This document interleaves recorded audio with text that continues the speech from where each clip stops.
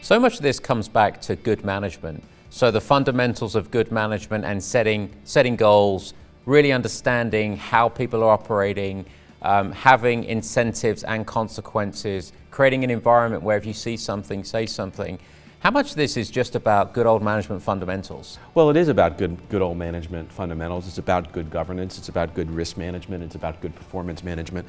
And it's about making sure through the actions that people take that they're consistent with the expectations and desires of the organization. People need to walk the talk. It's one thing to write down a set of principles or have some slogans around the organization. It's quite another thing to make sure that people are actually doing what you want them to do. I would agree. I think it's also going to get much more complicated based on the makeup of the workforce. Organizations are potentially going to have more contingent workers, as you mentioned, Patricia, more outsourced vendors. It's also going to hopefully become a little bit easier with transparency.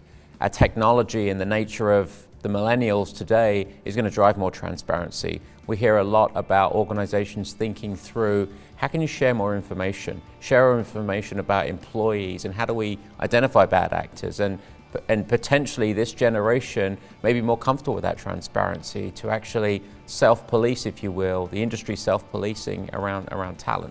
And it's important that as innovation occurs, as the business becomes more competitive with more players, there is a war for talent. There is a need to attract the best and the brightest to execute the business plans, and organizations that have reputations for doing the right thing are going to be in a better position to attract those kinds of resources, and therefore a better position to compete and perform. And this is happening anyway.